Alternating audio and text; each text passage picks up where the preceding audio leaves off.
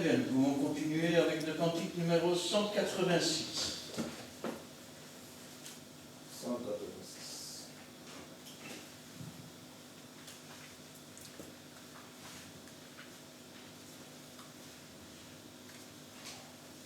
3, 4. Ma joie est immense, car j'ai l'assurance que mes péchés sont pardonnés. Car Jésus lui-même a brisé mes chaînes, mon cœur est transformé. Il m'a donné sa présence, sa paix, sa puissance, n'est-il pas merveilleux? Ma joie est immense, tous les jours je chante, Jésus me rend heureux. Amen. Amen. Le 233. Cantique 233.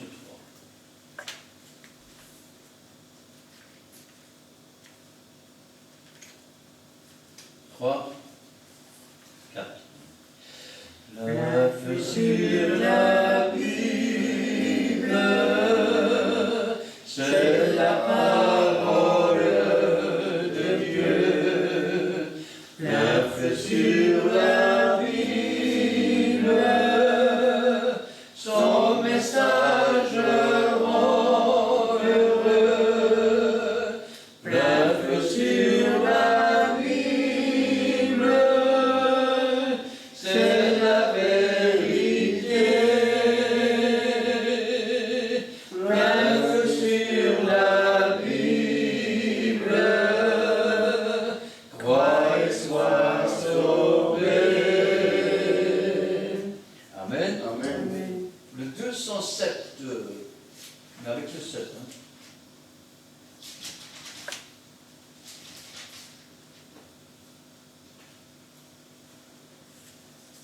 Trois, 4.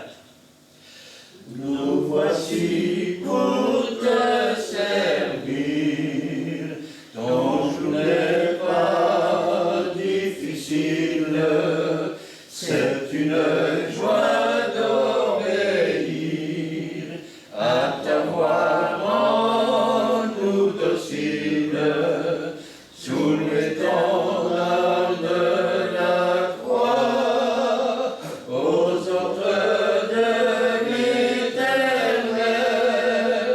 Nous sommes les héritiers du ciel. Alléluia, Alléluia. Amen. Amen. Et le 158.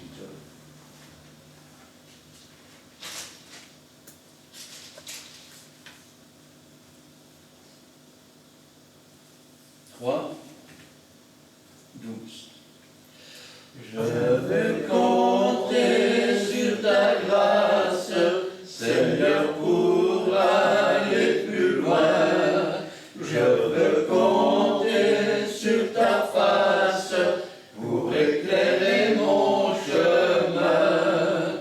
Oh Jésus, prends ta victoire tout entière sur mon cœur, pour que je vive à ta gloire et que je marche en vainqueur.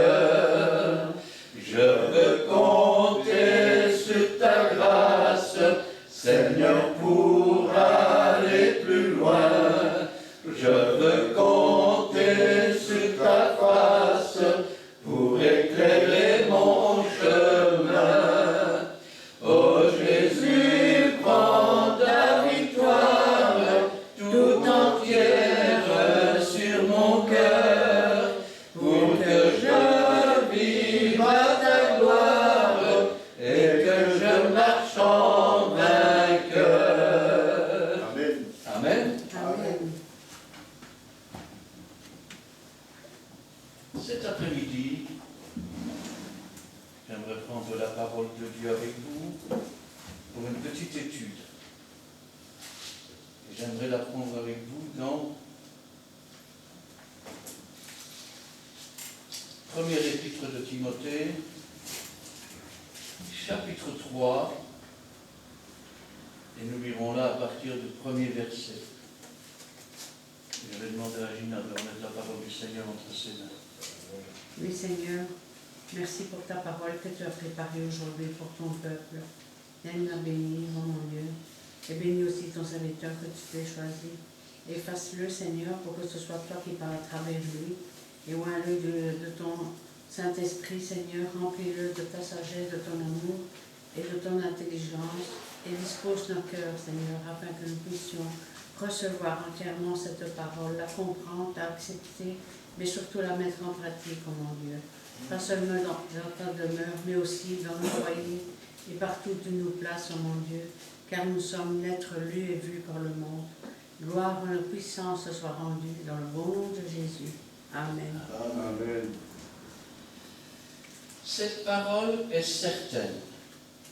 Si quelqu'un aspire à la charge d'évêque, il désire une œuvre excellente. Il faut donc que l'évêque soit irréprochable, mari d'une seule femme, sobre, modéré, réglé dans sa conduite, hospitalier, propre à l'enseignement. Il faut qu'il ne soit ni abonné au vin, ni violent, mais indulgent, pacifique, désintéressé. Il faut qu'il dirige bien sa propre maison et qu'il tienne ses enfants dans la soumission et dans une parfaite honnêteté. Car si quelqu'un ne sait pas diriger sa propre maison, comment prendra-t-il soin de l'Église de Dieu? Il ne faut pas qu'il soit un nouveau converti, de peur qu'enflé d'orgueil, il ne tombe sous le jugement du diable. Il faut aussi qu'il reçoive un bon témoignage de ceux du dehors, afin de ne pas tomber dans l'opprobre et dans les pièges du diable. Les diacres aussi doivent être honnêtes, éloignés de la duplicité, des excès du vin, d'un gain sordide, conservant le mystère de la foi dans une conscience pure, qu'on les éprouve d'abord et qu'ils exercent ensuite leur ministère s'ils sont sans reproche. Les femmes de même doivent être honnêtes, non médisantes, sobres, fidèles en toutes choses. Les diacres doivent être maris d'une seule femme et diriger bien leurs enfants et leur propre maison. Car ceux qui remplissent convenablement leur ministère s'acquièrent un rang honorable et une grande assurance dans la foi en Jésus-Christ. Je t'écris ces choses avec l'espérance d'aller bientôt vers toi, mais afin que tu saches, si je tarde, comment il faut se conduire dans la maison de Dieu, qui est l'Église du Dieu vivant, la colonne et l'appui de la vérité. Amen. Quand on parle de ces textes, en fait, il y en a beaucoup qui parlent, et il y en a beaucoup aussi qui ne savent pas ce qu'ils lisent. Moi, j'ai connu des églises où, par exemple, on était chrétien, ensuite on commençait à prêcher, alors on devenait ancien, on assistait au conseil d'anciens, et puis après on devenait diacre, et quand on était diacre, on était suppléant pasteur. Eh oui, sauf que ça se fait dans les églises évangéliques notamment, sauf que dans la Bible, c'est pas comme ça. Alors, ici nous remarquons déjà qu'il y a une différence entre les évêques et les diacres. On nous parle du service de Dieu. Cette parole est certaine. Si quelqu'un aspire à la charge d'évêque, il désire une œuvre excellente. Alors, c'est une chose excellente que de non pas désirer devenir évêque. Il y a des tas de gens qui désirent devenir. Mais quand Jésus est dans notre cœur, je vais dire, c'est une aspiration. Nous aspirons à devenir. Ça veut dire que quand on le devient, ce n'est pas une corvée, c'est un soulagement. un soulagement. Pourquoi? Parce que nous prenons la place qui nous a été donnée par Dieu dans l'engrenage du fonctionnement de l'Église. Et quand on parle d'un évêque, on pense souvent à, je vais dire, à un monsieur avec une longue robe rouge, on appelle ça des soupapes, là, cardinal. Ben oui. Alors que, quand on parle d'évêque, on parle d'épiscopat. On parle d'ancien. On parle de presbytre. Ça veut dire quoi tous ces mots? Eh bien, ces mots, on peut les relier par un seul, surveillant. Voilà. Et surveillant, ça englobe le pasteur. Souvent, on fait une différence entre le pasteur et l'ancien, mais les apôtres, eux, créaient des églises. Ça, c'est le rôle d'un apôtre. Et ensuite, ils nommaient à la tête de l'église des anciens. Le mot ancien signifie pasteur. Eh oui. L'évêque, c'est un pasteur. Pour tous ces mots, c'est la même chose. Et l'évêque, ou le pasteur, il peut parfois même en avoir plusieurs dans une église, quand l'église est grande. Il y a plusieurs anciens. Hein. Aujourd'hui, on nomme des anciens pourquoi? On les prend pour des diacres. Ben oui, pour faire le travail dans l'église. Alors que l'ancien, c'est quelqu'un qui doit être apte à prêcher l'évangile. C'est quelqu'un qui doit être apte à reprendre une église. Alors, une église, c'est quoi?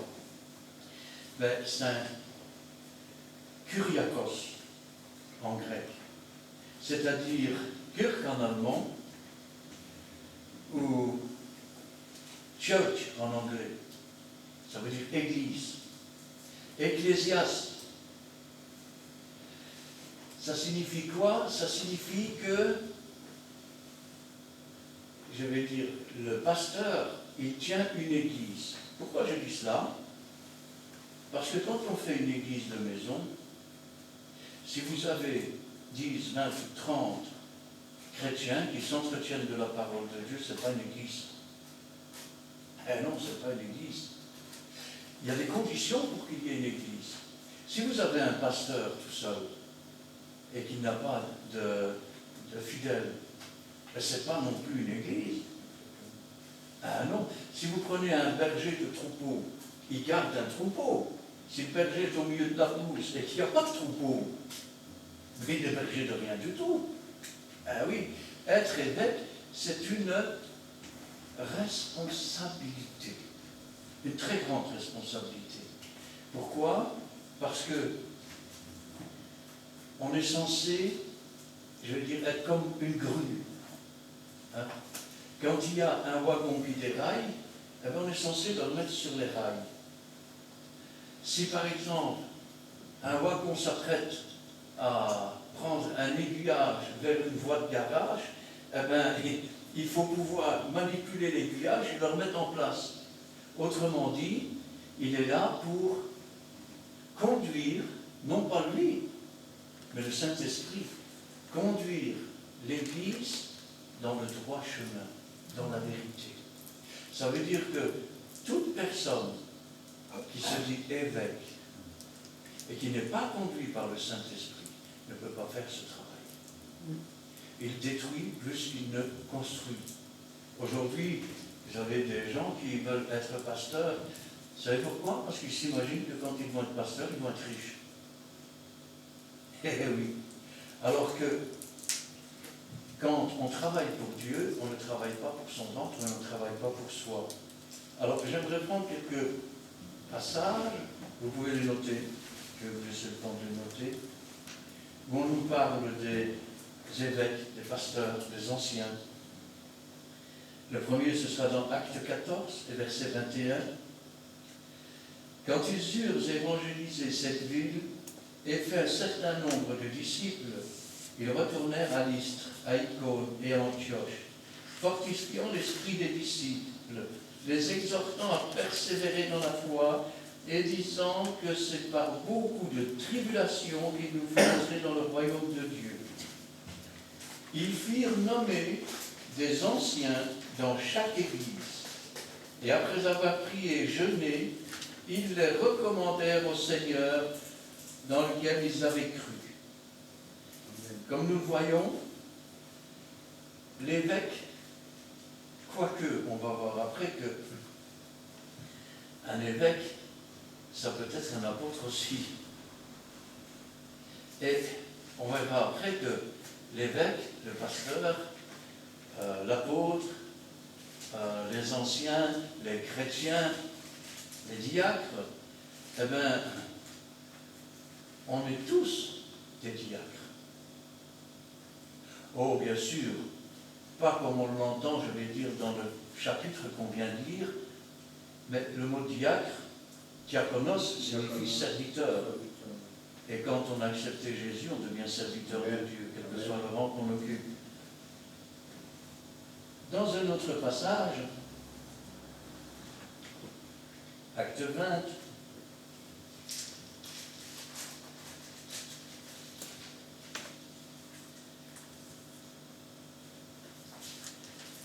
nous avons verset 17. Cependant, de Milet, Paul envoya chercher à Éphèse les anciens de l'Église. Et puis nous passons au verset 28. Prenez donc garde à vous-même et à tout le troupeau sur lequel le Saint-Esprit vous a établi évêque. Alors encore une fois, Jésus donne le ministère, mais c'est le Saint-Esprit qui nous établit. Quand le Seigneur nous donne un ministère, il nous donne tout ce qu'il faut avec. Et regardez ce qui est marqué. Prenez donc garde à vous-même et à tout le troupeau sur lequel le Saint-Esprit vous a établi évêque pour paître l'Église du Seigneur, qu'il s'est acquise par son propre sang. Je sais qu'il s'introduira parmi vous, après mon départ, des loups cruels qui n'épargneront pas le troupeau, et qu'il s'élèvera du milieu de vous des hommes qui enseignent des choses pernicieuses pour entraîner les disciples après eux. Ça veut dire qu'après le départ des apôtres, les anciens se sont retrouvés à la tête de l'Église, ils prêchaient l'Évangile, mais déjà, on les avertit. On les avertit que des loups déguisés en brebis s'introduiraient dans les églises et qu'ils dévoreraient le troupeau. Alors, je peux vous dire tout de suite, une brebis n'a pas suffisamment de dents que pour manger une autre brebis. Ceux qui mangent les brebis, c'est le loup. Oui. Passage suivant, je suis dans Tite, chapitre 1, et là on va voir que évêque et ancien c'est la même chose. Je t'ai laissé en Crète, je suis au verset 5 du chapitre 1 de Tite, je t'ai laissé en Crète afin que tu mettes en ordre ce qui reste à régler, et que selon mes instructions tu établisses des anciens dans chaque ville. S'il s'y trouve quelque homme irréprochable, mari d'une seule femme, ayant des enfants fidèles, qui ne soient ni accusés de débauche ni rebelles, car il faut que l'évêque. Pourquoi il utilise le mot évêque? C'est pour éviter d'avoir ce qu'on appelle un pléonasme, parce que évêque et ancien sont la même chose. Il faut que l'évêque soit irréprochable, comme économe de Dieu, qu'il ne soit ni arrogant, ni colère, ni adonné au vin, ni violent, ni porté à un gain déshonnête, mais qu'il soit hospitalier, ami des gens de bien, modéré, juste, saint, tempérant, attaché à la vraie parole, telle qu'elle a été enseignée, afin d'être capable d'exhorter selon la sainte doctrine et réfuter les contradicteurs. Ça veut dire qu'il y aura toujours des contradicteurs. Et que quand on reçoit un ministère comme celui-là, ce n'est pas un ministère où on dort. Je sais que dans les universités, on s'imagine qu'après avoir fait 3 ans d'école, on est pasteur, mais on n'est encore qu'au début. On a appris des tas de choses, c'est vrai, mais il y a l'essentiel qui manque. Se laisser, je vais dire, diriger et laisser le Saint-Esprit nous apprendre les choses qui sont cachées. Parce que un beau diplôme n'a jamais fait un pasteur. Et il y a 3 choses qui sont importantes. La première, la conversion réelle. Amen. La deuxième, l'appel de Jésus au ministère. Et la troisième, aspirer à être. Quand on aspire quelque chose, c'est comme un chrétien quand il aspire déjà, si je pouvais être dans le ciel. Ça veut dire qu'on attend les choses. Ça veut dire qu'on sait les choses. Exhorter selon la sainte doctrine. Ce qui veut dire aussi que nous avons un livre là qui fait, je ne sais pas combien de pages, je vais regarder. Un petit instant. Ça dépend de la taille, bien sûr, de l'écrit. Ça dépend aussi de la taille des pages. Mais c'est quand même pas un petit livre que la parole de Dieu. Ici, par exemple, dans cette Bible, j'ai 1803 pages. Ça fait un paquet, hein. Eh bien, ces 1803 pages, il faut au moins les lire. Comment tu vas enseigner les autres si tu ne les lis pas? Alors, je vais vous dire un secret. Si vous lisez un chapitre par jour, dans 3 ans et demi, vous aurez lu toute la Bible. Si je dis un chapitre par jour, c'est parce qu'il faut un temps pour lire, un temps pour assimiler, et puis un temps pour relire. Et puis aussi, ne jamais oublier que l'être humain est trop petit. On parle ici de Dieu, du Dieu qui a créé toutes choses. Comment comprendre les choses si on n'est qu'un homme? Dieu peut comprendre les choses de Dieu. C'est pourquoi le Saint-Esprit, qui est aussi Dieu, prend de ce qui est au Père et nous l'apporte. Dernier passage pour les évêques, qui sont aussi des anciens. Tout le monde sait que Pierre était apôtre et que le Seigneur lui a demandé de paître son Église et donc d'être le pasteur de son Église. Pierre, chapitre 5 et le verset 1, « Voici les exhortations que j'adresse aux anciens qui sont parmi vous, moi, ancien comme eux. » On voit donc que l'évêque, c'est un pasteur, c'est un ancien. Maintenant, on va voir les qualités qu'il faut pour être pasteur, évêque, ancien, puisque c'est toujours la même chose d'une autre façon. Il faut que l'évêque soit irréprochable.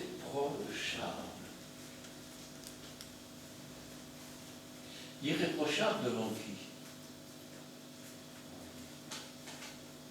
Devant Dieu, exactement. Parce que beaucoup pensent que devant l'Église, ils sont irréprochables, alors qu'au plus profond de leur cœur, il n'y a que de la souillure. Ils ne travaillent pas pour Dieu, ils se servent de Dieu. Et comme ils se servent de Dieu, ils ne peuvent pas faire le travail de Dieu. Il faut être irréprochable.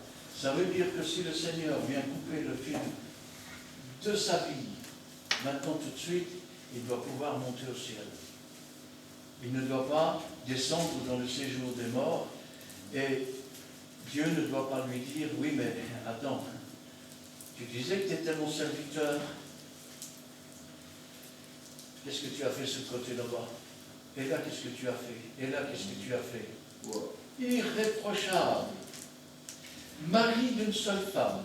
Alors là aussi, quand on tombe sur les évangélistes, on a des doctrines, je vais dire, qui sont vraiment bizarres.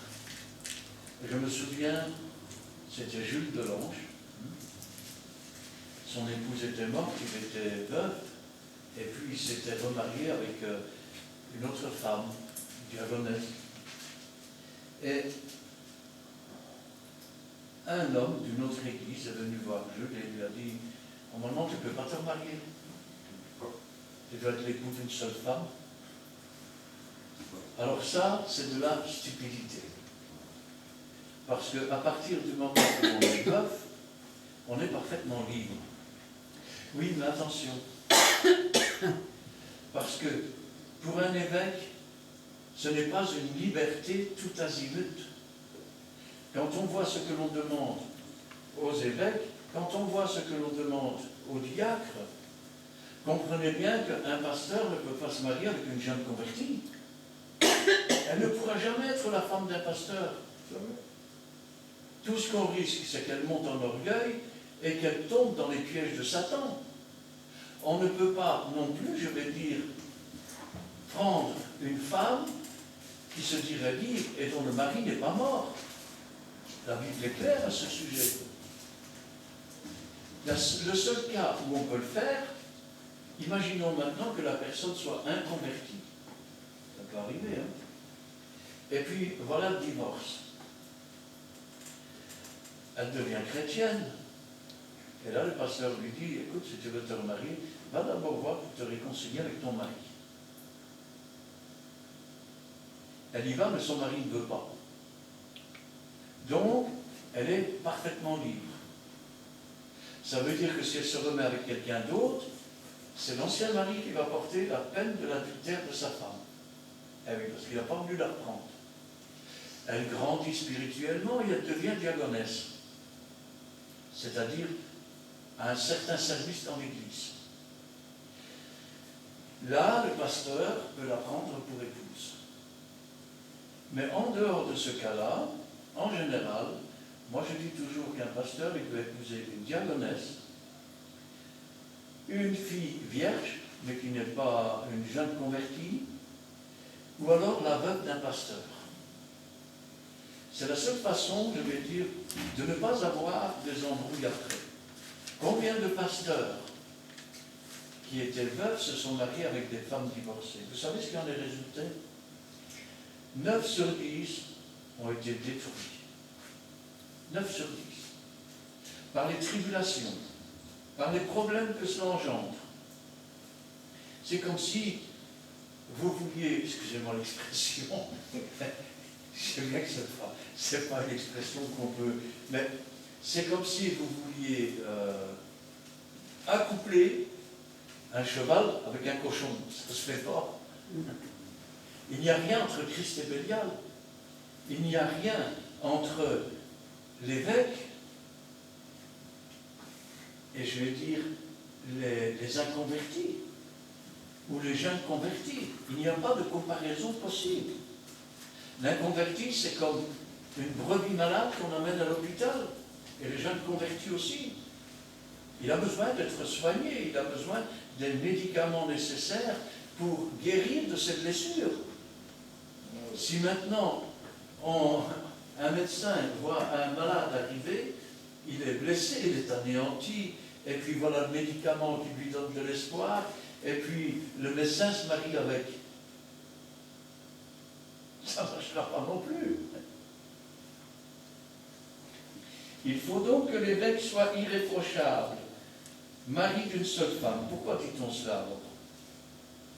Eh bien parce qu'à l'époque, les Romains tenaient quasiment les 3/4 du monde. Et chez les Romains, eh bien, les hommes, ils avaient des épouses et ils avaient des concubines. Ils en avaient même plusieurs. Et quand les concubines avaient des enfants, on appelait ces enfants des bâtards. Aujourd'hui, c'est une insulte quand tu dis à quelqu'un bâtard. Mais à l'époque, ce n'était pas une insulte. C'était simplement pour différencier, je vais dire, l'enfant de la femme mariée, l'héritier légitime, et l'enfant de la concubine, qui n'avait pas tout à fait les mêmes droits. Et c'est pour ça que l'apôtre dit qu'il doit être l'époux d'une seule femme. Ça veut dire que la polygamie n'existe pas pour les prêtres. Ça veut dire que on ne peut pas, je vais dire aujourd'hui, divorcer et demain reprendre une autre femme. C'est d'ailleurs pour ça qu'à un moment donné dans la Bible, il est inscrit que si telle est la condition de l'homme, mieux vaut alors rester seul. Mari d'une seule femme, sobre. Quelqu'un qui est sobre, c'est quelqu'un qui n'est pas excessif. Modéré, c'est quasiment pareil. Quelqu'un réglé dans sa conduite. Réglé par quoi? Par les ordonnances de Dieu, par la parole de Dieu, par le Saint-Esprit et par l'amour que Dieu répand dans nos cœurs. Voilà en quoi il doit être réglé. Un évêque, c'est aussi un enseignant. Et un enseignant, il doit être réglé dans sa conduite, il doit être réglé dans tout. Vous trouvez normal, vous, que dans certaines églises, des pasteurs se sauvent avec une choraliste et laissent leur femme là? Non. Moi, j'en ai connu qui avaient le temps d'aller faire le jardin d'une femme et qui ont mis 20 ans avant de faire par des ouvriers la salle de bain de leur femme. Elle pouvait toujours bien attendre. Oui. Mais il était toujours en train de jardiner et de faire des travaux chez l'autre femme, je ne sais pas. Cherchez où est l'erreur. Hein. Hospitalier. Hospitalier, ça n'a rien à voir avec l'hôpital. Ça veut dire aussi qu'il doit être accueillant. Mais attention, accueillant jusqu'à un certain point. Qu'est-ce que j'entends par là? Quand vous avez un cochon qui commence à lancer sa boue partout, vous ne lui dites pas, brave petit cochon, qu'est-ce que vous faites? Moi, je ne sais pas, moi je lui mets mon pied derrière, je me mets dehors. Il faut être hospitalier, accueillant. Pourquoi? Parce qu'il ne faut pas oublier d'où on est sorti. Il ne faut pas oublier que les nouveaux qui rentrent ont des défauts. Parfois même les anciens, parce que vous avez des gens qui sont là depuis longtemps. Je ne parle pas d'anciens dans le sens d'évêques. Hein. Vous avez des gens qui sont là depuis 20 ans dans l'église, et puis ils voient une nouvelle personne rentrer.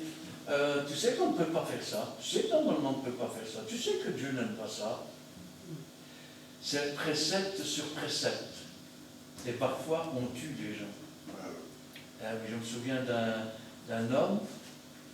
Normalement, l'évêque n'aurait jamais dû faire ça. Il n'aurait jamais dû lui proposer de venir travailler à la construction de l'église, étant donné qu'il était tout jeune converti.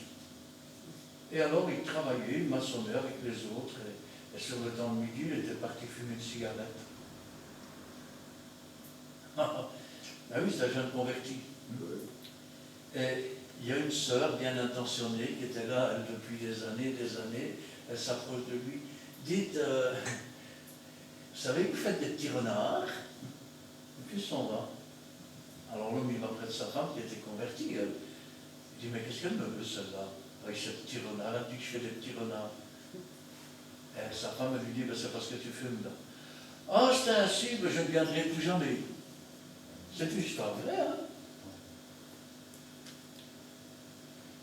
Hospitalier, propre à l'enseignement. Ça veut dire quoi, propre à l'enseignement? Ça veut dire, ne dis pas, fais ce que je dis et ne pas faire ce que je dis. Comme il disait Jésus, ils disent mais ne font pas. Être propre à l'enseignement, c'est aussi être propre soi-même, spirituellement, intellectuellement. Parce que, rappelez-vous que c'est toujours du cœur que sortent aussi des paroles, que c'est là le trésor. Mais s'il y a des mauvaises choses dans le trésor, s'il y a de la mélancolie, qu'est-ce qui va ressortir dans les discours? La mélancolie. S'il y a de la colère, qu'est-ce qui va ressortir? De la colère. S'il y a de la séduction, qu'est-ce qui va ressortir? De la séduction. Ce n'est plus alors celui qui est propre à l'enseignement, c'est celui qui est un petit serpent.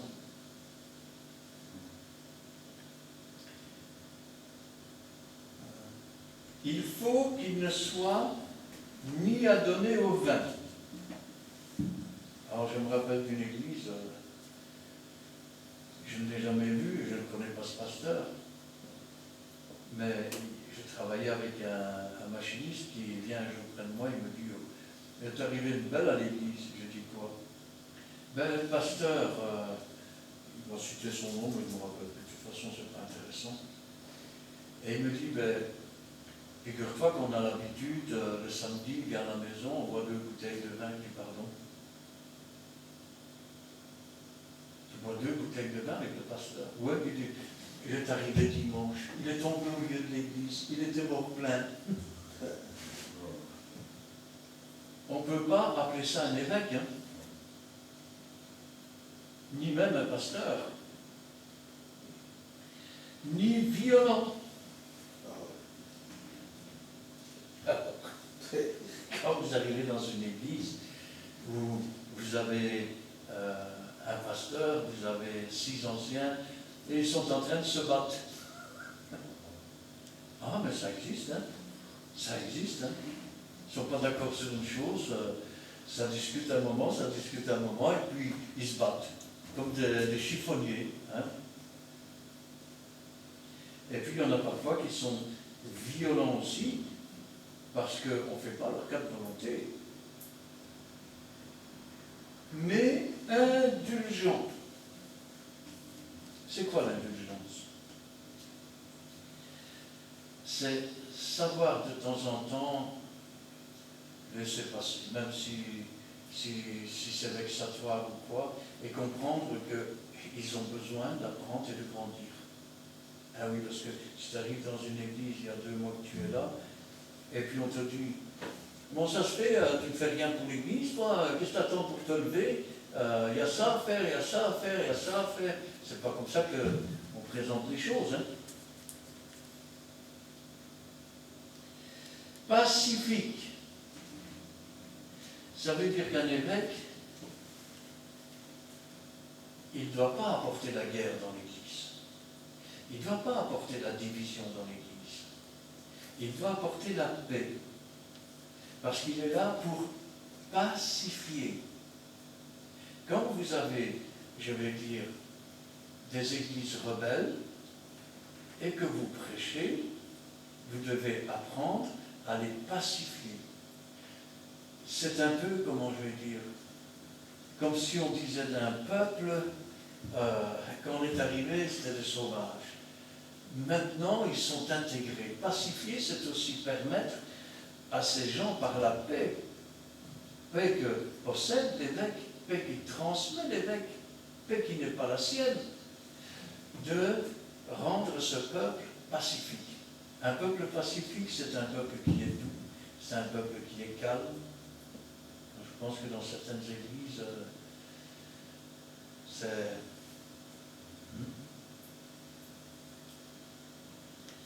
Désintéressé.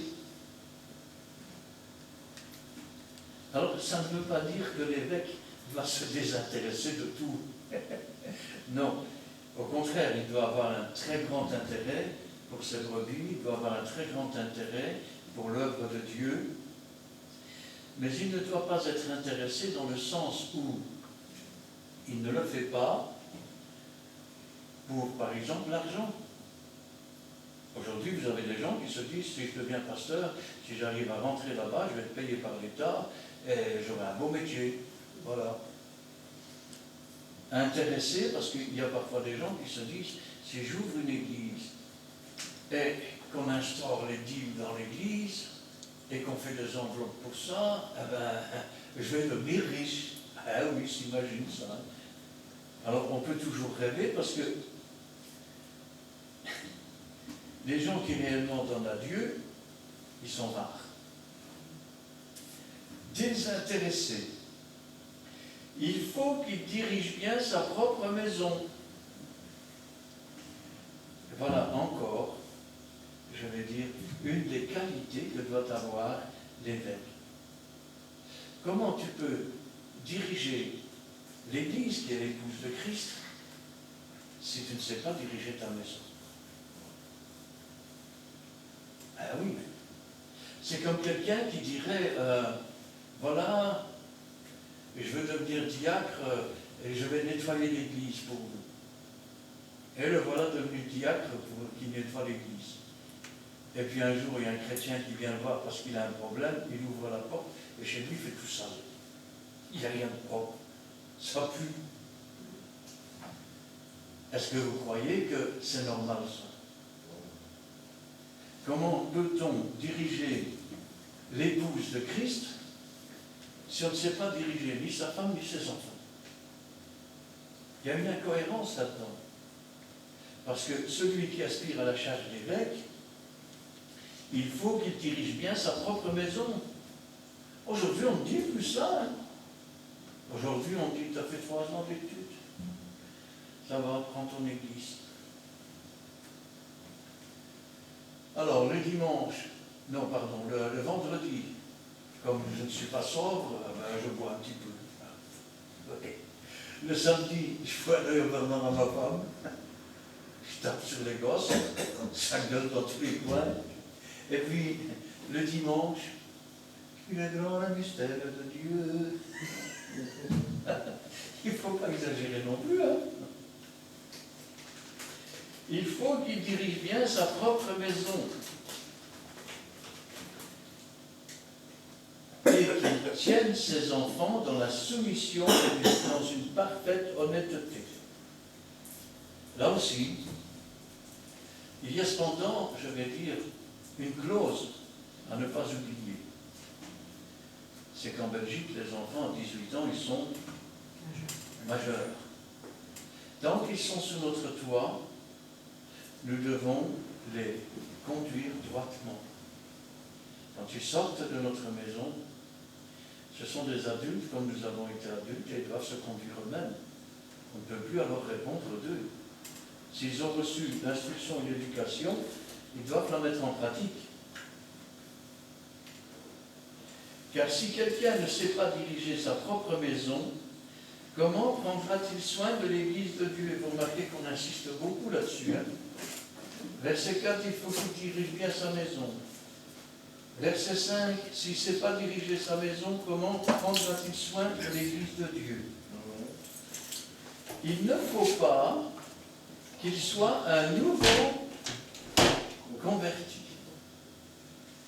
Ça veut dire que pour être évêque, il faut d'abord avoir été converti, avoir été chrétien,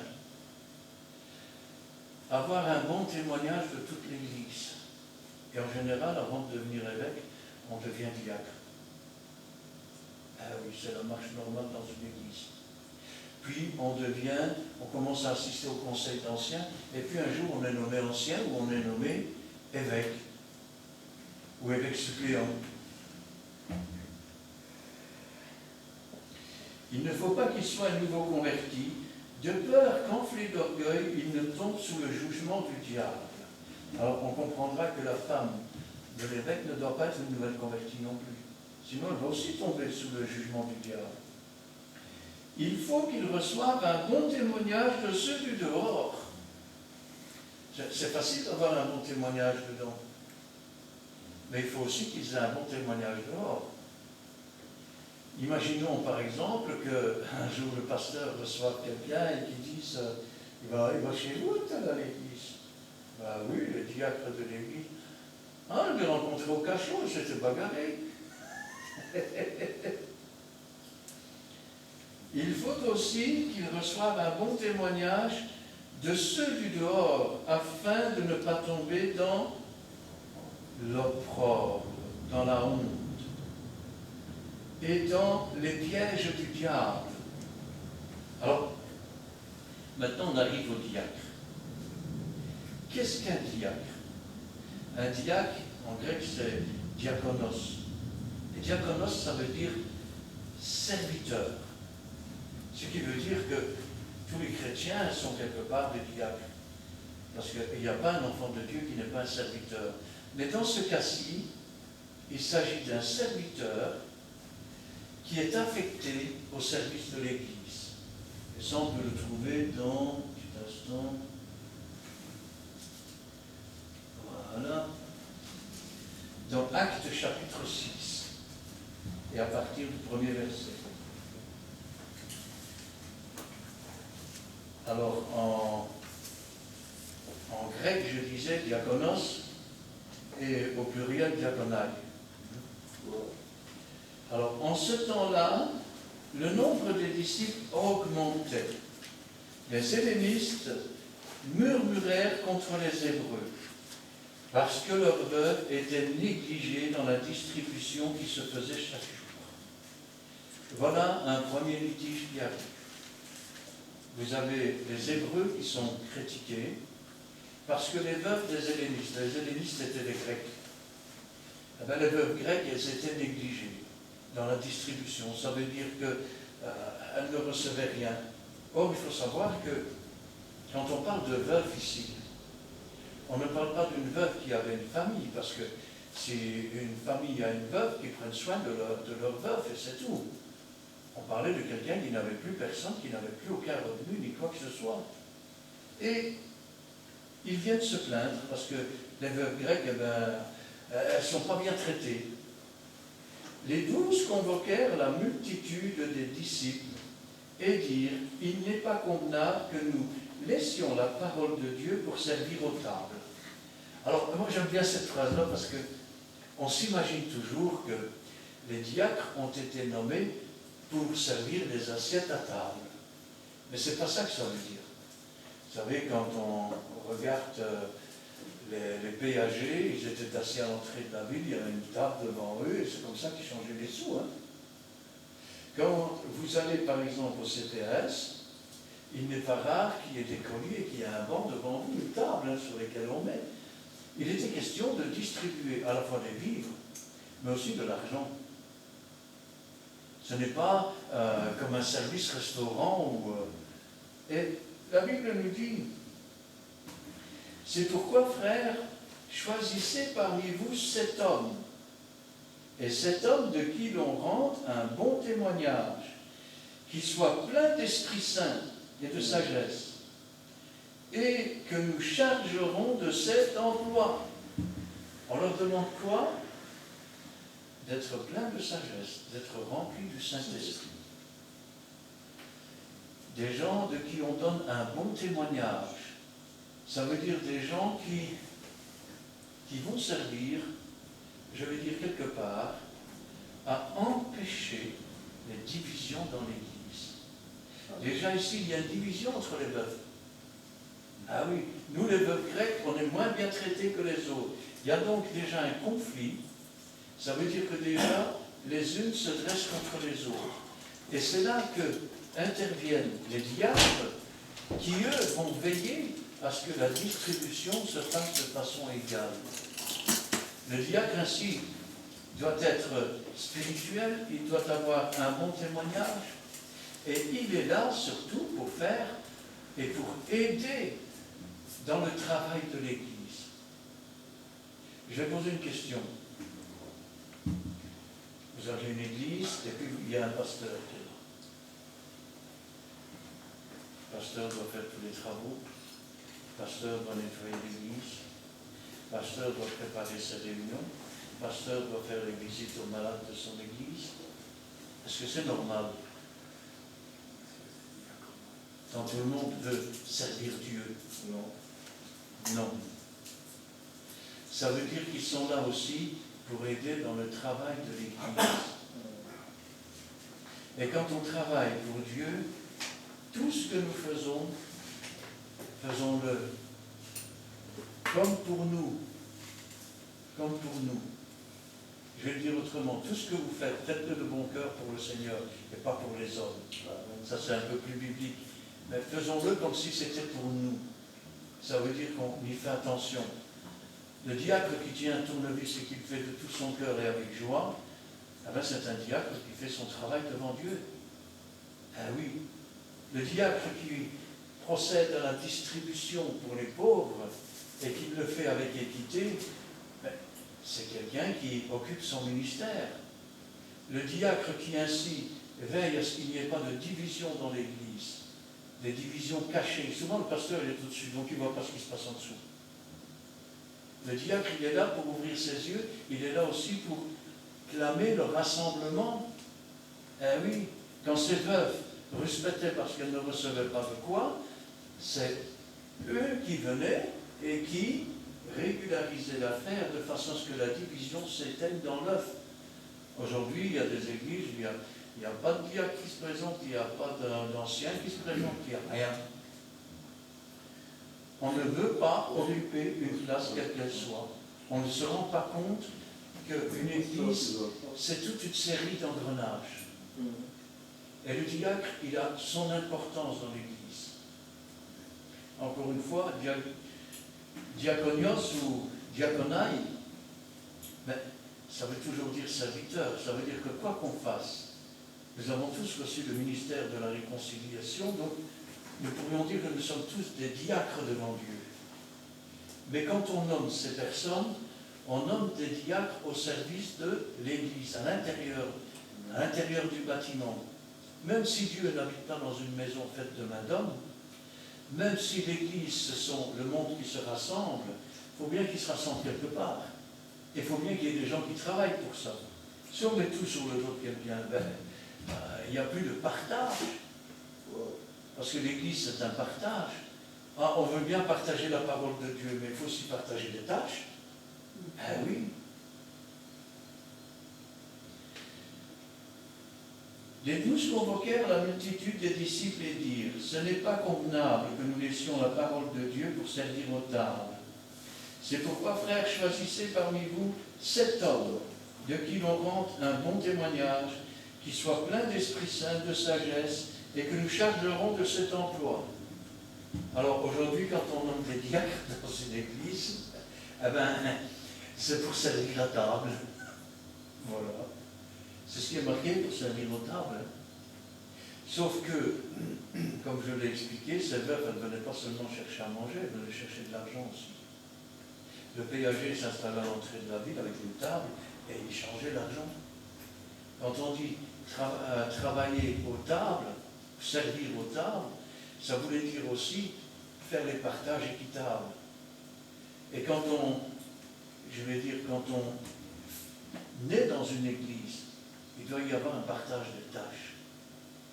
Comment quelqu'un peut se sentir concerné par ce qui se passe ou pas dans l'église quand on s'assoit, on écoute, amen, on se lève, on rentre chez soi.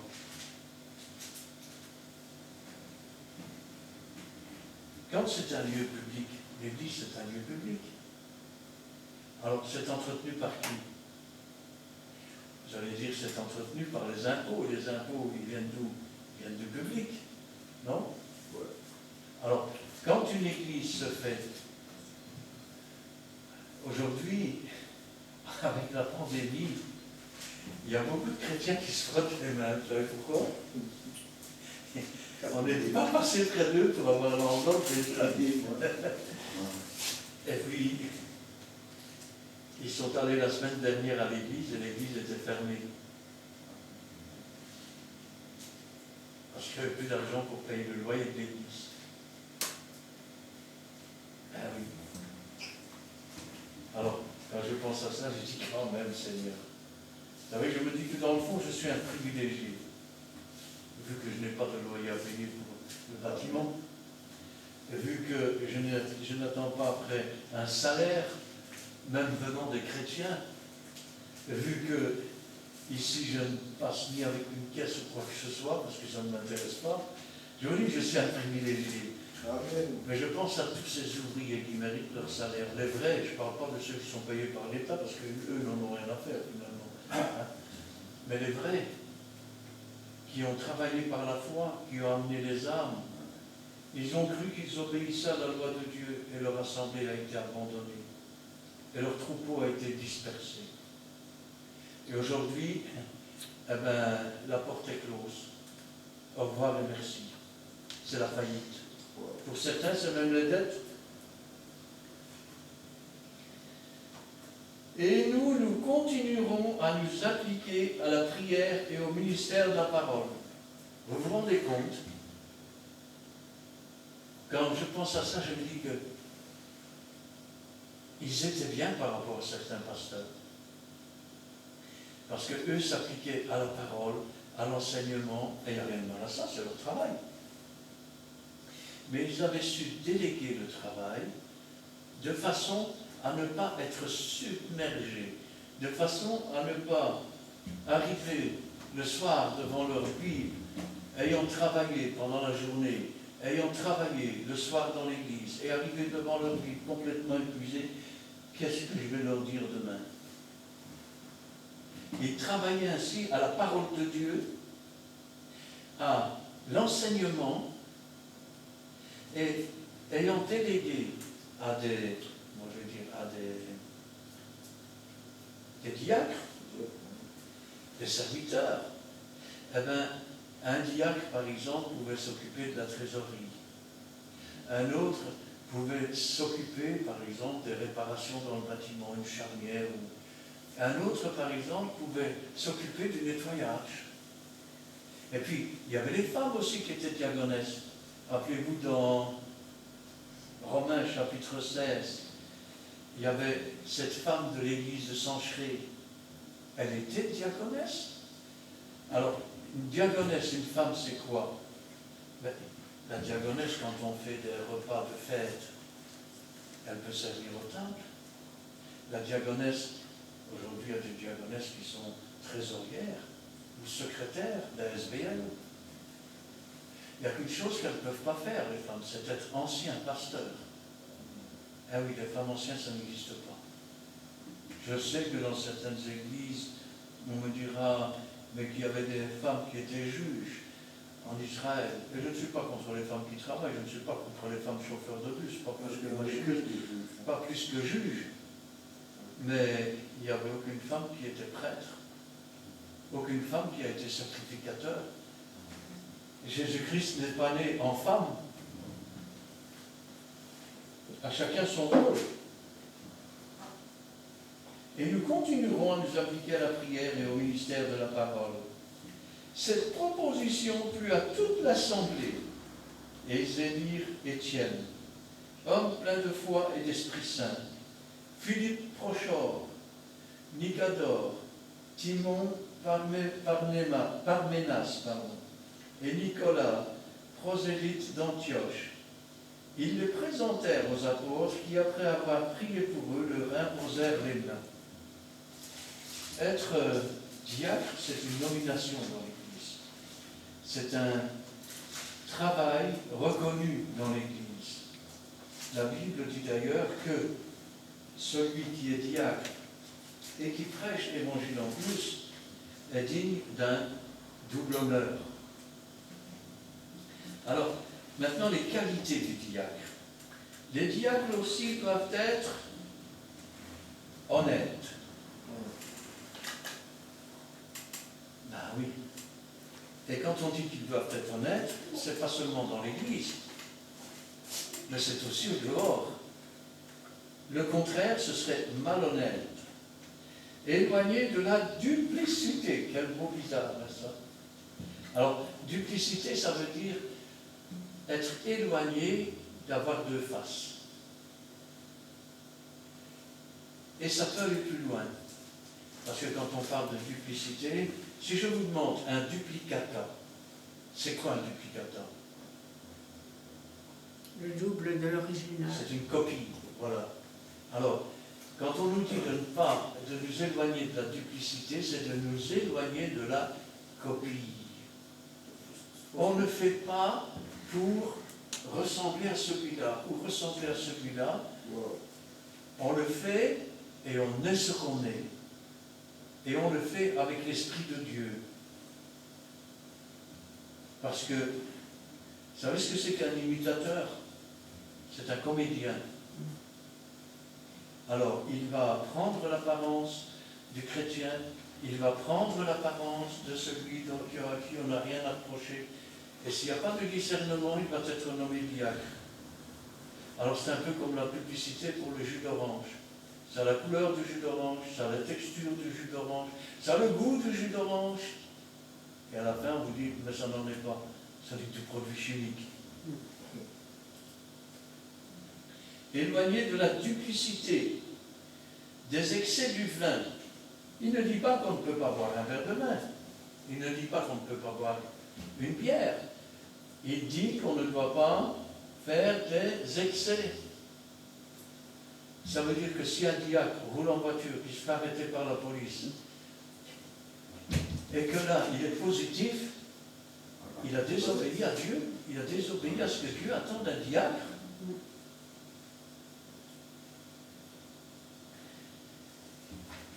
Éloigné de la duplicité des excès du vin, d'un gain sordide. Waouh, quel drôle de mot ça. Le gain, on sait ce que c'est. Le gain sordide, c'est un gain malhonnête. Judas avait des gains sordides. Il piquait ce qu'on mettait dans la caisse. Ben oui. Un gain sordide, c'est aussi un gain mal acquis. C'est pour ça qu'il y a un proverbe qui dit bien mal acquis ne profite jamais. Conservant le mystère de la foi dans une conscience pure. Wow. On va dire conservant les trésors cachés de la confiance en Dieu dans une conscience pure. Parce que le mot mystère signifie quelque chose de caché. C'est ce que Jésus dit quand il dit « Notre vie est cachée avec Christ. Mais quand Christ paraîtra, notre vie paraîtra. » Amen. Amen. Dans une conscience, qu'est-ce que c'est que la conscience? La conscience, c'est une petite bête dans le cerveau. On dirait un petit cafard. Alors qu'on est bien tranquille, on entend la parole de Dieu et tout d'une fois ce petit cafard se réveille et nous dit « T'as vu, hein, là ce que tu fais ?» Alors, cette conscience, elle doit être exempte de ces petits cafards. Elle doit être balayée, de façon à ce que nous n'ayons à rougir de rien.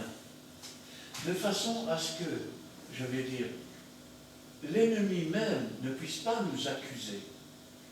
De façon aussi à ce que si nous sommes accusés, que ce soit à cause du nom du Seigneur et que ce soit une persécution. Car là, alors, nous sommes trouvés dignes d'être persécutés pour le Seigneur.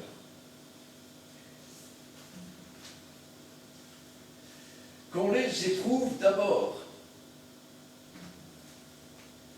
Quand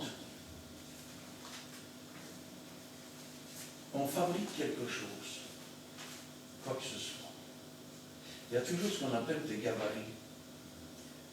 Qu'est-ce que c'est qu'un gabarit? C'est une pièce qui a les dimensions que l'on doit obtenir de l'autre pièce. Et on s'en sert pour vérifier que la pièce est conforme à l'original. Alors l'original, c'est qui? C'est Jésus. C'est la parole de Dieu.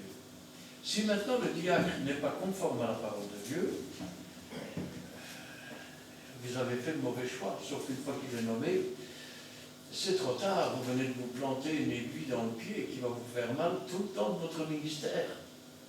Parce qu'au lieu de rassembler, il va diviser. Au lieu de régler les problèmes, il va les agrandir.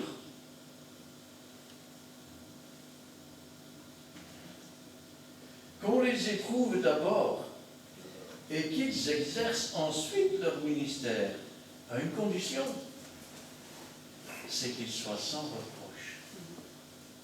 C'est-à-dire que ça peut arriver de faire une bêtise, hein? Qui c'est qui n'en a jamais fait? Ah oui. Même par exemple, vous prenez une simple tasse de café sur un meuble, pensez que vous allez la boire, elle tombe à terre et elle est cassée. Ça arrive à faire une bêtise à tout le monde. Mais ce dont on parle, c'est être irréprochable dans le sens de ne pas avoir détecté chez cet individu des choses qui viennent du monde, des choses qui peuvent nuire à la bonne marche de l'Église et à la bonne marche de son ministère. Imaginons que vous avez quelqu'un dans l'Église, il a l'air vraiment parfait, et puis au dehors, c'est un coureur de jupons. Eh bien, je vous plains dans votre église, hein, parce que quand vous allez avoir 4 femmes qui vont se présenter, il va me prendre une mariage, non, c'est à moi, non, c'est à moi. C'est la bagarre, hein. C'est la bataille, hein. Qu'on les éprouve d'abord et qu'ils exercent ensuite leur ministère s'ils sont sans reproche. Les femmes. Les femmes diaconesses doivent être honnêtes. C'est le contraire de malhonnête. Honnête, ça veut dire quoi? Ça veut dire intègre, ça veut dire droite. Ça veut dire pas une parole qui sort de la bouche et une pensée qui déjà prépare autre chose. Les femmes de même doivent être honnêtes, non médisantes. Ah, quel mot savant! Hey, tu sais quoi? Non, C'est ça, médisante. C'est pas les soupçons des voisins hein, ou des autres. Hein. Sobre. Le contraire de sobre, on pourrait dire que c'est excessif ou que c'est provoquant. Sobre, ça veut dire posé, ça veut dire calme, ça veut dire quelqu'un qui n'est pas, je vais dire, comme mon frère. Oh, c'est mignon, hein? Ça va pas!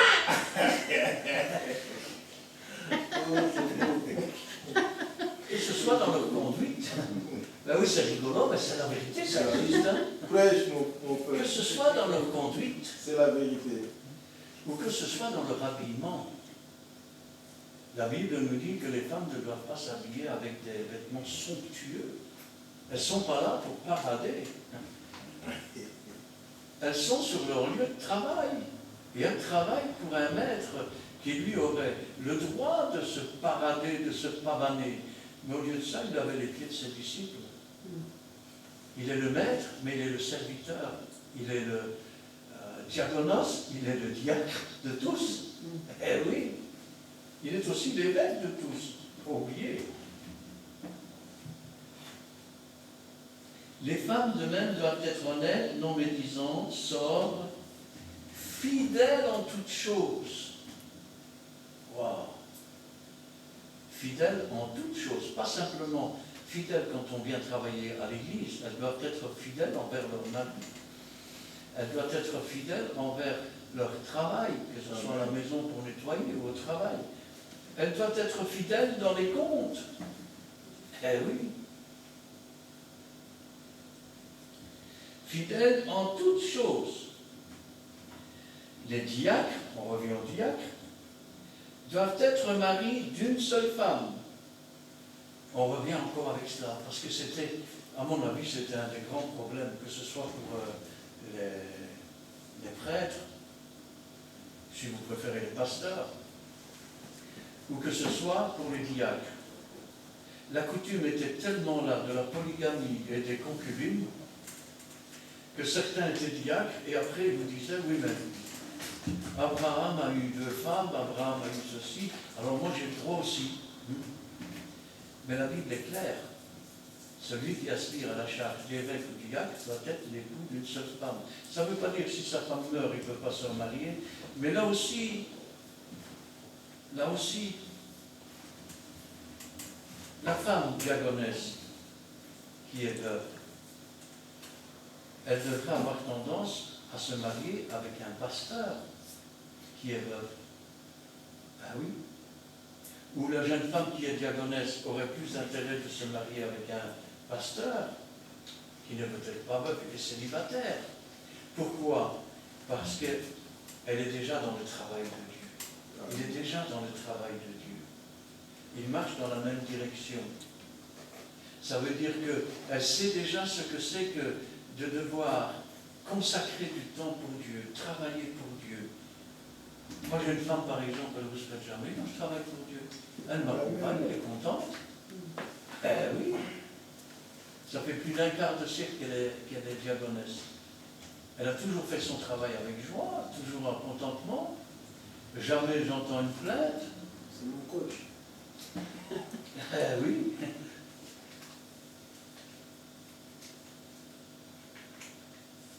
Les diacres doivent être maris d'une seule femme et diriger bien leurs enfants et leur propre maison. Là aussi, vous me direz quoi? Vous voulez dire que si je veux prendre un tournevis et travailler dans l'église pour serrer des vis et pour réparer les portes, je dois être l'époux d'une seule femme? Ça veut dire que je ne peux pas la droite à gauche non plus. Vous voulez dire que je dois bien diriger ma maison parce que si maintenant ça ne va pas à ma maison et que j'ai des misères, je ne peux pas diriger l'église. Enfin, je ne peux pas travailler dans l'église, ça ne va pas diriger. Vous voulez dire que je ne peux pas prendre une bloc et nettoyer à terre sous prétexte qu'il n'y a plus rien qui va à la maison? Ben oui. C'est pas moi qui le dis, c'est la Bible. Parce que si on fait les 5 mitouches quand on est dans l'église et qu'on fait les 400 coups quand on sort, ça va avoir quoi avec la parole de Dieu, ça? Les diacres doivent être maris d'une seule femme et diriger bien leurs enfants et leur propre maison. Car ceux qui remplissent convenablement leur ministère s'acquièrent un rang honorable. Honorable, ça veut dire quoi? Ça veut dire que quand le diacre rentre dans l'église, eh bien, les gens qui sont chrétiens et qui aiment Dieu, ils apprécient sa présence. Ah, c'est le frère, c'est un diacre. Ce n'est même pas lui qui se vante ou qui s'honore, c'est les autres qui l'honorent. De même, un pasteur qui fait bien son travail, moi je vais vous dire, on m'a toujours appelé frère Christian. Pourquoi? Parce que quel que soit le rang qu'on occupe, on est quand même tous frères et sœurs. Ben, si quelqu'un aime et est content, mais moi je suis content aussi, pour autant que je suis dans la vérité. Si c'est pour être dans le mensonge, ça ne vaut pas la peine. Hein? Car ceux qui remplissent convenablement leur ministère s'acquièrent un rang honorable. L'honorabilité. Vous savez, c'est une chose qui s'acquiert avec le temps. Quand dans l'église vous êtes droit, quand dans l'église vous ne mettez pas votre pied sur le côté, quand dehors non plus, quand vous travaillez pour Dieu, que vous faites votre travail avec constance, quand vous ne lâchez pas devant les épreuves, eh bien vous commencez à avoir une certaine honorabilité. Ça veut dire que vous êtes quelqu'un de bien en quelque sorte. Mais l'honorabilité, s'il faut des années pour qu'elle se construise, il faut 5 minutes pour la détruire. Dans combien d'églises on a entendu des diacres qui, je vais dire, qui avaient essayé de faire des manières aux femmes ou autres? C'est fini, la réputation est faite. Eh oui.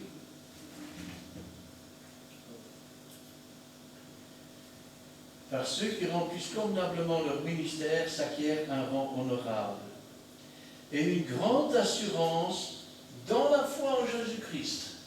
Pourquoi? Parce que quand tu occupes bien ton ministère, quand tu fais bien ton travail, tu es sur le terrain, tu as des expériences de persécution, tu as des expériences de difficultés, mais tu as aussi des expériences où Dieu intervient et où tu te dis quand même, Seigneur, si tu n'avais pas été là, et la foi grandit, et la foi grandit. Une grande assurance. L'assurance, elle vient de quoi? Si maintenant, il y a du danger, de la crainte, c'est avec précaution que je m'approche. C'est peut-être avec tremblement que je m'approche. Mais si je sais que quoi qu'il arrive, eh ben, je suis quand même sauvé, que Dieu est avec moi, c'est avec une grande assurance que j'avance. Je t'écris ces choses. Alors maintenant, on a vu quels étaient ces différents titres, à quoi ils servaient. On a vu quelles étaient les conditions, et maintenant on va voir pourquoi il écrit ces choses-là. Je t'écris ces choses avec l'espérance d'aller bientôt vers toi, afin que tu saches, si je tarde, comment il faut se conduire dans la maison de Dieu. Comment il faut se conduire dans la maison de Dieu. Aujourd'hui, je pense que dans beaucoup d'églises, on ne sait plus comment se conduire dans la maison de Dieu. Dans beaucoup d'églises, on ne sait même plus ce qu'est réellement un diacre. On s'imagine qu'un diacre, bon, c'est tout juste bon à servir aux tables. Les femmes qui sont diaconesses sont tout juste bons à faire le café, sont tout juste bons. Mais ce n'est pas à ça que ça sert.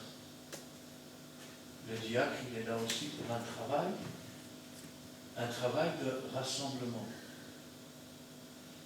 Quand, dans une église, vous avez plusieurs anciens, et que rentre une nouvelle personne, qu'est-ce qu'on fait?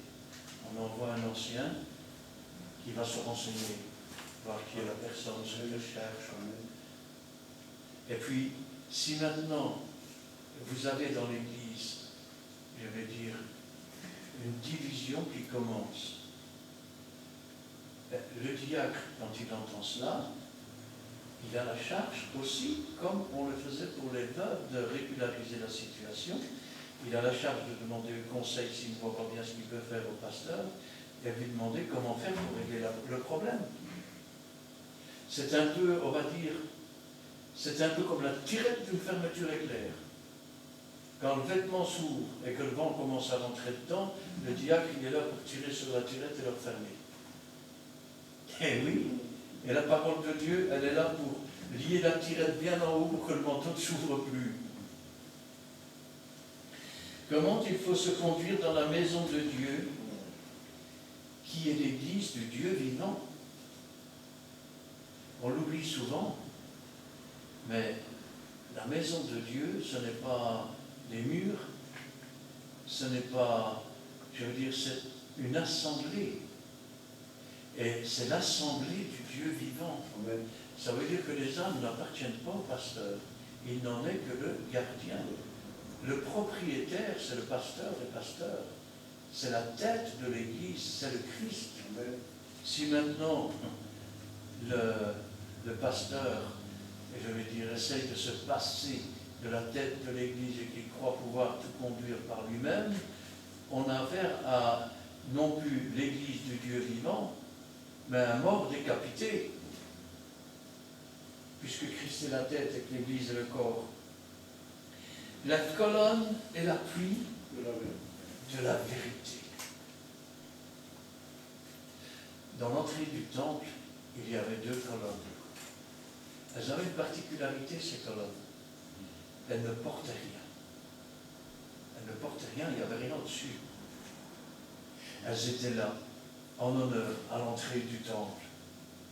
Et ces 2 colonnes, c'est l'image des 2 églises.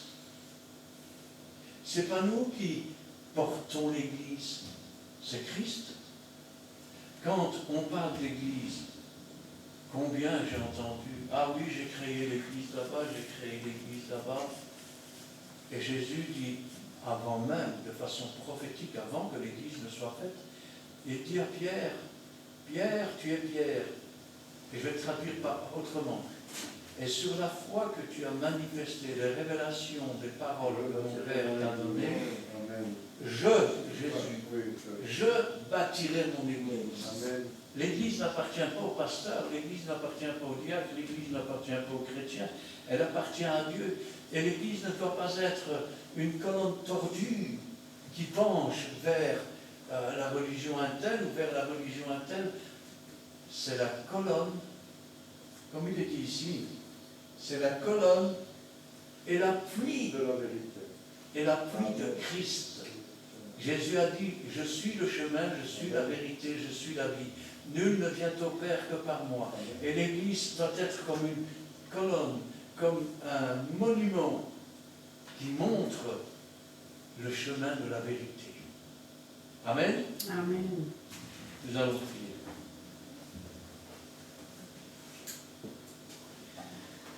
Éternel, notre Dieu, notre Père, nous te louons, nous te rendons grâce. Béni sois-tu et gloire à toi. Cet après-midi, Seigneur, tu nous rappelles ce que doit être une Église, ce que doivent être ceux qui occupent une charge dans l'Église. Tu nous rappelles aussi, Seigneur, comment nous conduire à l'intérieur mais aussi à l'extérieur. Tu nous rappelles aussi, Seigneur, qu'une église, ce n'est pas un bourreau à bras. Que toi, tu es un Dieu d'ordre et non pas un Dieu de désordre. Et que pour cela, Seigneur, tu as donné des prescriptions, afin que tout se passe dans l'ordre dans ta maison, afin que chacun puisse occuper la place qui lui est due, la place que tu as préparée avant la fondation du monde. Tu nous avertis aussi, Seigneur, contre ceux qui ont le désir d'occuper des places qui ne sont pas les leurs. Et tu nous montres, Seigneur, combien ça peut être dangereux, combien ça peut faire de dégâts. C'est pourquoi, Seigneur, encore, nous te demandons le discernement, Seigneur, afin que nos yeux soient grands ouverts sur toutes les choses qui ne sont pas à ta gloire, sur les choses qui ne conviennent pas. Non pas, Seigneur, pour juger, mais simplement, Seigneur, pour ne pas être surpris, pour ne pas voir la destruction dans ta propre maison. Que tous nous soyons vraiment unis dans un même esprit, dans une même pensée, dans la doctrine de la vérité, dont l'Église est la colonne de l'appui, afin, Seigneur, que tu puisses te réjouir dans ton ciel et pas pleurer sur ton Église. Afin, Seigneur, que tu puisses nous bénir, afin, Seigneur, que ta présence se manifeste, afin que ton esprit agisse puissamment, Seigneur, et que ton Église, Seigneur, ressemble véritablement au corps auquel tu as voulu qu'elle ressemble, qu'elle ne soit pas infirme, qu'elle ne soit pas décapitée, Seigneur, qu'elle ne soit pas mutilée, Seigneur, mais que ta maison soit vivante, qu'elle soit vraie, qu'elle soit puissante, Seigneur, parce que tu n'es pas un petit Dieu, tu es le Dieu unique, tu es celui qui a créé la terre, le ciel et tout ce qui nous environne. Tu es le Dieu de l'impossible, tu es le Dieu qui fait des choses que nous n'aurions même pas imaginées ou pensées, au-delà de tout ce que nous pouvons concevoir. C'est pourquoi, Seigneur, que ta volonté soit faite dans ta maison et que toute la gloire t'en revienne. Gloire au Père, gloire au Fils et gloire au Saint-Esprit. Amen. Amen. Béni soit-il le Dieu d'Israël. Merci Père pour ta parole. Ta parole est bien vivante, Père Saint. Qui dit la Bible, ta parole est droite.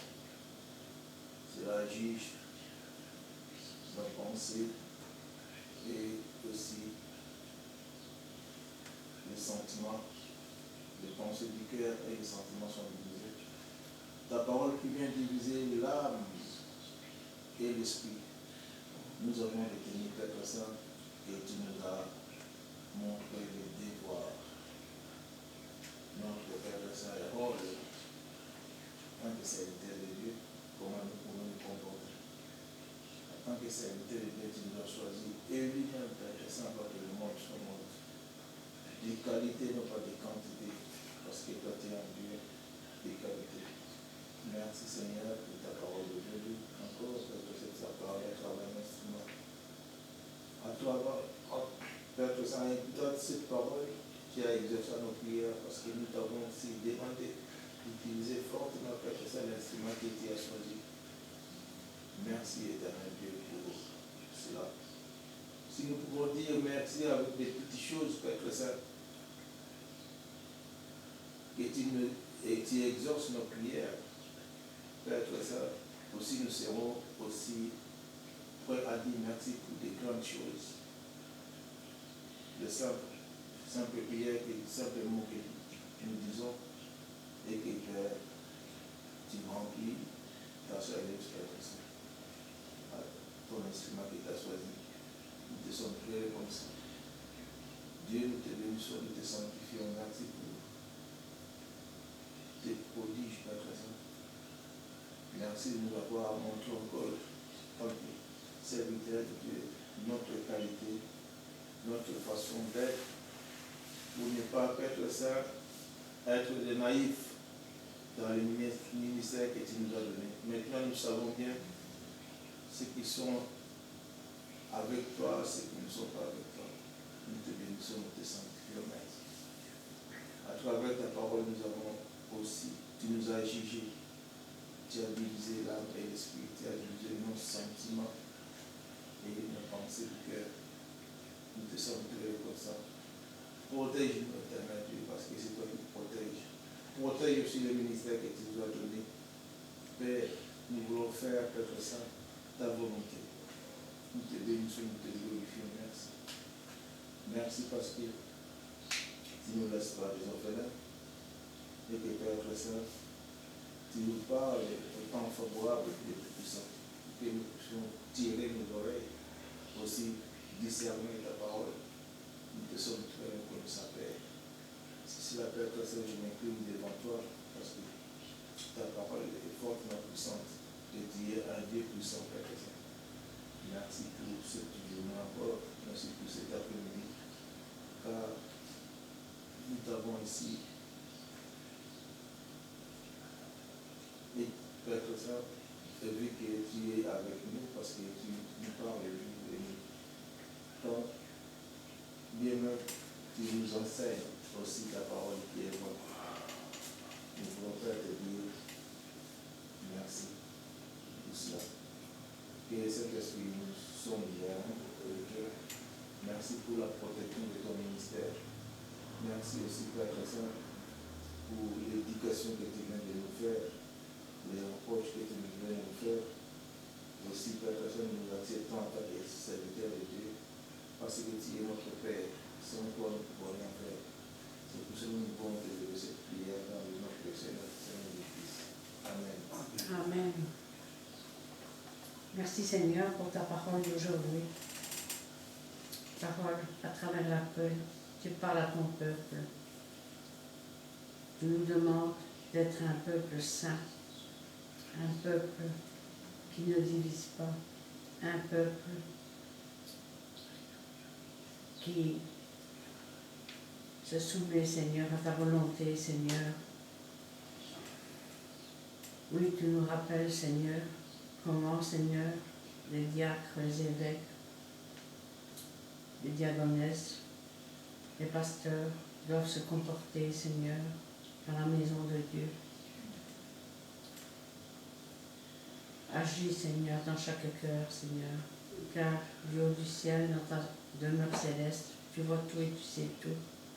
Parle à tous ces cœurs, Seigneur, qui ne sont pas dans l'unité, qui ne sont pas conformes à ta parole, afin, Seigneur,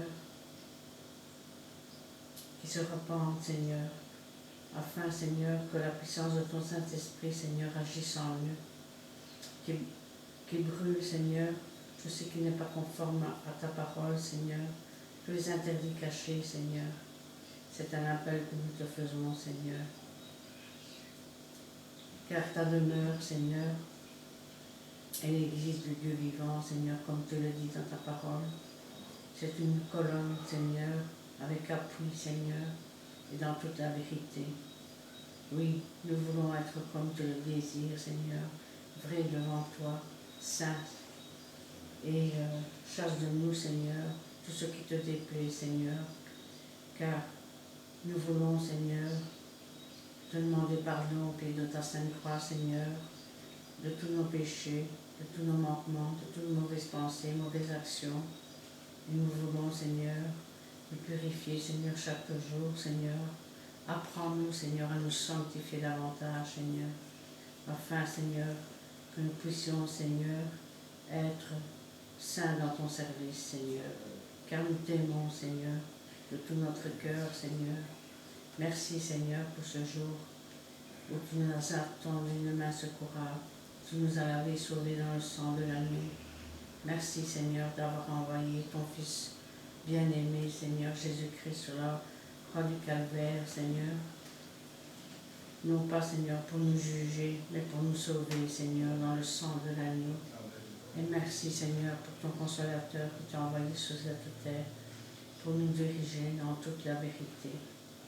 Nous voulons, Seigneur, t'être agréable, Seigneur, et fortifie-nous, Seigneur, là où nous sommes faibles, Seigneur, car nous voulons, Seigneur, appliquer ce que tu nous enseignes.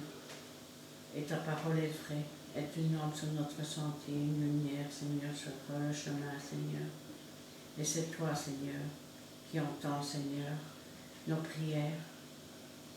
Tu connais, Seigneur, nos prières secrètes aussi dans notre cœur. Et tu connais les paroles avant qu'elles viennent sur notre bouche. Tu connais tout de nous, Seigneur. Rien n'est caché devant ta sainte face. Apprends-nous, Seigneur, à te rester fidèle, mais surtout, Seigneur, à mettre en pratique, Seigneur, ta parole, Seigneur, ton enseignement, tes préceptes, tes commandements, Seigneur, afin d'être prêt, Seigneur, quand tu viendras nous chercher, Seigneur. Fortifie ton peuple, mon Dieu. Libère-le, Seigneur, dans la prière et la louange, car devant la prière et la louange, l'ennemi s'enfuit. Et avec toi, nous sommes plus que vainqueurs, Seigneur. Agis dans le cœur de tous ceux qui sont rebelles à ta parole. Tous ceux, Seigneur, qui agissent contre toi, Seigneur. Tu le vois, Seigneur. Rien n'est caché devant toi, Seigneur. Et agis, Seigneur, avant notre retour. C'est un appel que nous te faisons. Car nous savons, Seigneur, que tu entends nos prières, Seigneur. Mais tu interviendras comme tu le désires, Seigneur. Et quand tu voudras, Seigneur. Que ta volonté soit faite, Seigneur.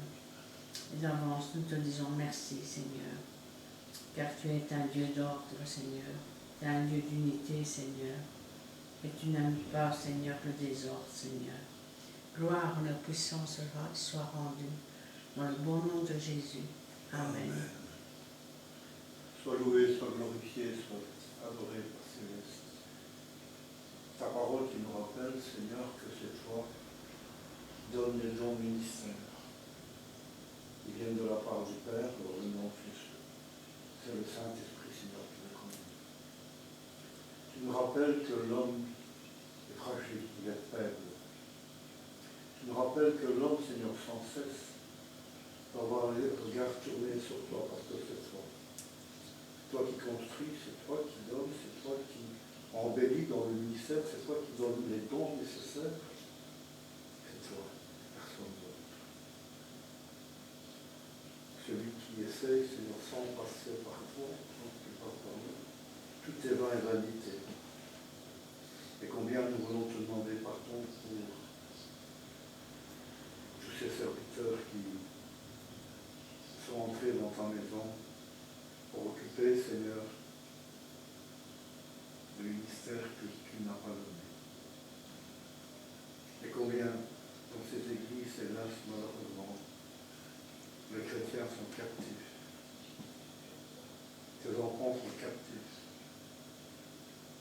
Tes enfants se laissent conduire par, Seigneur, ma chère religion. Nous voulons remettre toutes ces choses entre tes mains. Parce que c'est toi, Jésus, qui bâtis ton Église. Ton Église t'appartient. Ton Église, c'est à toi. Nous nous appartenons plus à rien. Fais de nous comme tu veux, quand tu veux, où tu veux. Fais de nous, Seigneur, des colonnes, des appuis de la vérité. Fais de nous des serviteurs, des servantes qui passent par le creuset, par le feu du creuset. Là, on est épurés. Là, nous sommes épurés par le feu de ton esprit. Et de nous, Seigneur, des hommes et des femmes qui n'ont pas honte, qui n'ont pas peur, qui ne sont pas timides, Seigneur, qui se lèvent pour combattre la gloire de ton nom. Établis, Seigneur, dans ta maison, ceux que tu as choisis. Établis. Quand l'homme veut prendre une place qui ne lui appartient pas, Seigneur, eh bien, il tourne en rond. Il se passe des choses qui ne sont pas dans ta gloire, mais nous voulons te demander, Père, ce soir, cet après-midi, que tous ceux que tu as appelés, que tous ceux que tu as placés, que tous ceux que tu as oints, quel que soit le ministère ou les diaconies, Seigneur, ils se révèlent être des bergers, des serviteurs, des servantes, des apôtres, des prophètes, des évangélistes, des enseignants. Seigneur, à la hauteur de ce que tu leur as donné, sans crainte, ni timidité, et par la puissance de ton esprit, car l'Église a besoin d'hommes et de femmes fortes, puissants, combattants. Ta maison a besoin, Seigneur, d'un renouveau. Ta maison a besoin Seigneur, de personnes qui ne fuiront pas au premier pétard mouillé qui va péter, et qui vont combattre ta maison a besoin. Le véritable serviteur que tu t'es choisi, toi, que tu as mis un sceau de service sur leur front, dans leur cœur, dans leur âme, dans leur membres, dans leur sang, dans les sens. J'en supplie. Fais revivre le vrai serviteur, le vrai servant. Seigneur, qui cherche d'abord l'intérêt de ton royaume, et non pas l'intérêt d'une tradition, mais d'une condition. Alors nous te disons merci. Merci et continue ton œuvre dans tes serviteurs. Et parce que ceux qui marchent par la foi dans l'intimité, ils se rassemblent. À part de combattre, pour le bon combat. Et pardonne, Seigneur, si parfois tes serviteurs, tes servants, nous-mêmes, Seigneur, nous sommes fatigués. Nous sommes désolés. Nous sommes faibles parfois, Seigneur. Pardonne. Et c'est toi qui vas nous donner cette force qui vient de ton royaume, qui vient de ton trône. Cette force par la foi, par la foi. C'est toi qui construis. Dans le saint nom de Jésus. Amen.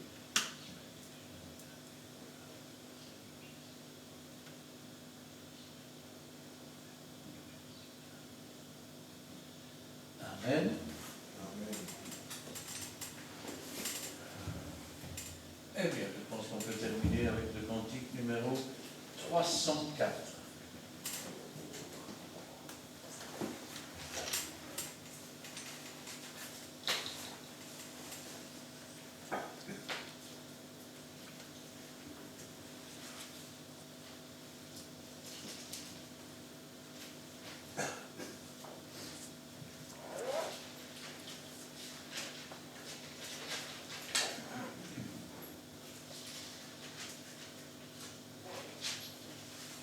Six, 48. À genoux, maître, j'écoute. Que veux-tu de moi, Seigneur? Je serai coûte que coûte l'humble serviteur.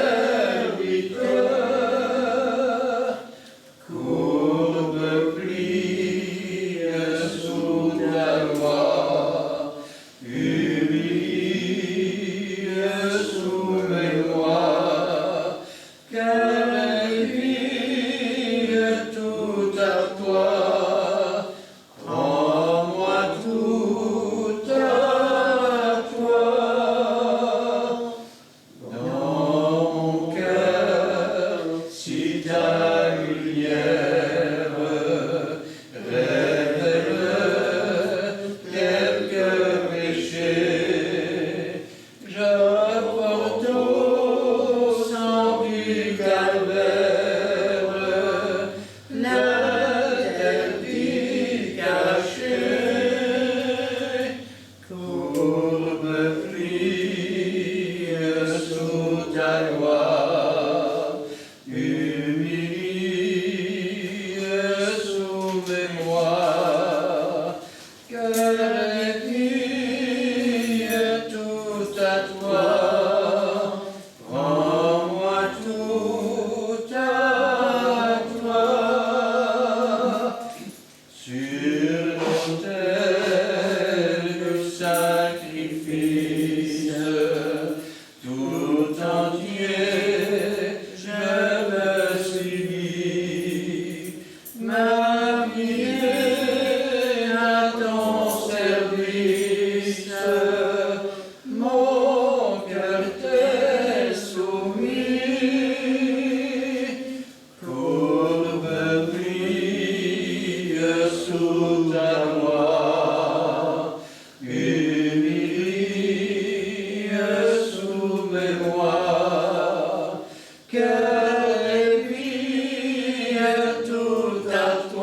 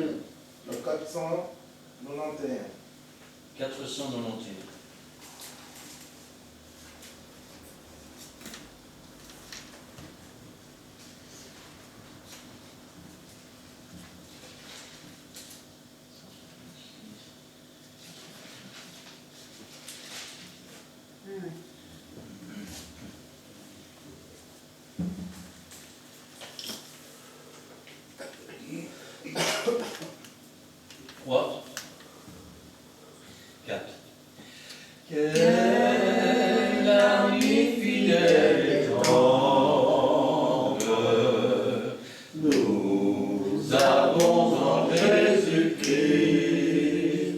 toujours prêt à nous entendre, à répondre à notre cri. Il connaît nos défaillances, nos chutes de chaque jour, sévérant ses exigences. Il est riche en son amour. Quel ami fidèle et tendre nous avons en Jésus-Christ, toujours prêt à nous comprendre quand nous sommes en souci. Disons-lui toutes nos craintes, ouvrons-lui tout notre cœur. Bientôt ces paroles saintes nous rendront le vrai bonheur. Quel ami fidèle et tendre nous avons en Jésus-Christ, toujours prêt à nous apprendre à vaincre en comptant sur lui. Si nous voit vrais et sincères, à chercher la sainteté, il écoute nos prières et nous met en liberté. Quel ami fidèle et tendre nous avons en Jésus-Christ. Bientôt il viendra nous prendre pour être au ciel avec lui. Suivons donc l'étroite voie en comptant sur son secours. Bientôt nous aurons la joie de vivre avec lui toujours. Amen. Amen. Amen. Tiens, mais je vous demande à Nicole de terminer par la prière. Amen.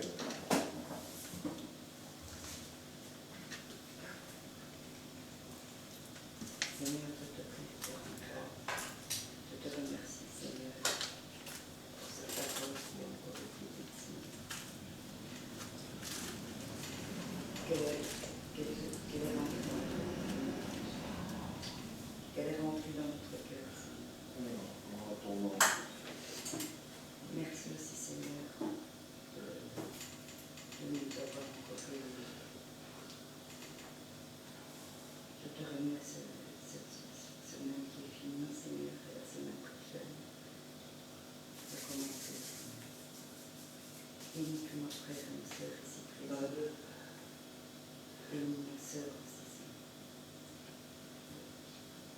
Bénis-nous sur le chemin du retour. Merci pour cette parole. Au nom de Jésus-Christ. Amen. Amen. Que l'Éternel te bénisse et qu'il te garde. Que l'Éternel fasse luire sa face sur toi et qu'il t'accorde sa grâce. Que l'Éternel tourne sa face vers toi et qu'il te donne la paix. Amen. Et amen. Bienvenue, Dieu voulant, mercredi 19h. Amen.